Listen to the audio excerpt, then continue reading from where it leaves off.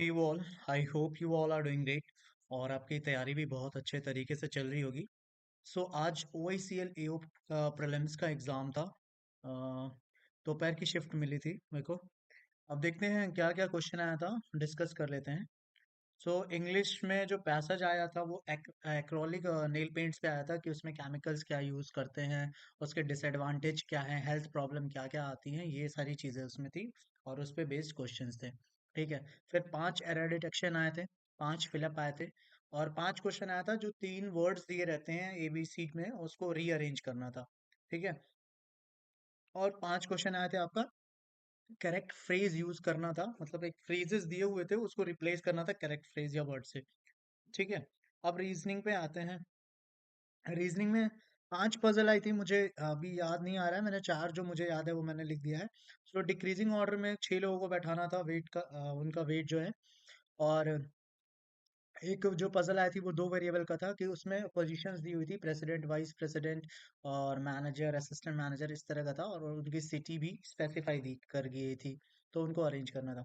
फिर 8 लोगों को नॉर्थ नॉर्थ साउथ डायरेक्शन में बैठाना था और फिर 8 लोगों को 4 फ्लोर थे, 2 फ्लैट्स जिसके अलग अलग थे ए बी, उनमें बैठाना था। ठीक है। सो इसमें थोड़ा सा मैं फंस गया था, 1 मिनट मेरा वेस्ट हो गया चौथे वाले में, फ्लोर वाइज में, क्योंकि मैंने रीडिंग गलत कर दी थी।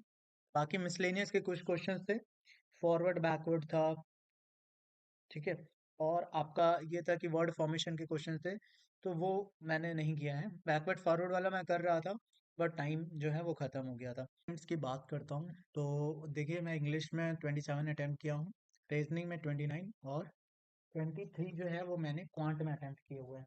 तो टोटल मेरे अटेम्प्ट जो हैं वो 83 हैं। कई बच्चों ने 90 भी किए हुए हैं, कुछ लोगों ने तो 90 प्लस भी किए हुए हैं। क्योंकि देखो सीट्स कम है तो ऑब्वियस ही बात है, कट ऑफ अच्छा जाना चाहिए। क्योंकि ऑब्वियस सी बात है, उनको बच्चों को जो कंपटीशन है वो मतलब कम करना है, तो काफ़ी बच्चे एलिमिनेट किए जाएंगे। लेकिन कुछ लोग पूछ रहे थे कि क्या 65 अटेम्प्ट ठीक है, तो मैं बताऊं भाई, मतलब स्ट्रेट फॉरवर्ड, कोई इसमें दिलासा देने वाली बात नहीं है। 65 अटेम्प्ट इज नॉट गुड। ठीक है। अब देखो, इंश्योरेंस एग्जाम में कंपटीशन बहुत ज़्यादा होता है, तो एटलीस्ट 75 प्लस में, मेरे हिसाब से 75 प्लस है आपका तो बढ़िया है।